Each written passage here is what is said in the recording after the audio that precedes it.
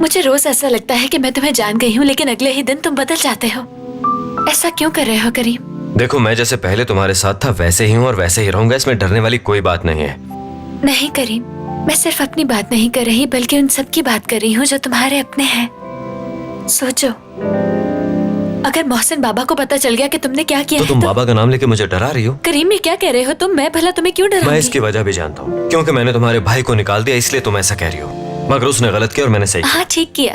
तुम सही थे, भाई ने गलती की थी, लेकिन तुम्हें उन्हें वार्न करना चाहिए था। यूं अचानक निकालना नहीं चाहिए था। मुझे यकीन है वो समझ जाते। लेकिन मैं सिर्फ अरहम भाई की बात नहीं कर रही, बल्कि समीर भाई, फुरकान, उन सब के बारे में बात कर रही हूँ।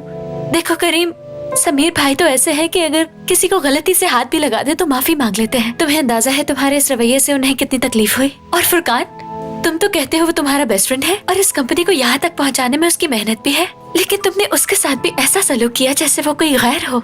तुम ऐसा क्यों कर रहे हो करीम? जरा खुद से पूछो कि क्या तुम सही कर रहे हो? हाँ? आयशा डियर, गैर मामूली मसाइल को हल करने के लिए गैर मामूली इक़दाम उठाने पड़ते हैं। पता नहीं तुम क्यों फिक्र कर रही हो। शायद मैं अभी तुमसे बात कर रही थी। नहीं, मुझे लगता है यहाँ पे कोई और है जिससे मैं बात कर रही थी, क्योंकि वो तुम बिल्कुल नहीं हो सकते जिससे मैं बात कर रही थी। और वैसे भी बीवी तो बिजनेस के मामले में बोल ही नहीं सकती। वो तुम्हें नहीं बता सकती कि सबके साथ रवैया कैसा रखना है और किसी के साथ बदतमीजी नहीं करनी, और ये भी नहीं कह सकती कि इतनी सख्ती अच्छी नहीं है। आयशा, मुझे जो ठीक लगा मैंने वही किया है, और मुझे ये कारोबार, ये कंपनी बहुत अजीज है, तुम जानती हो। प्लीज मुझे मेरा काम करने दो। ठीक है, करो अपना काम। हाँ, तुम्हारी शक्ल से साफ जाहिर हो रहा है कि तुम्हें फिर कोई गलतफहमी। नहीं, मुझे कोई गलतफहमी नहीं हुई।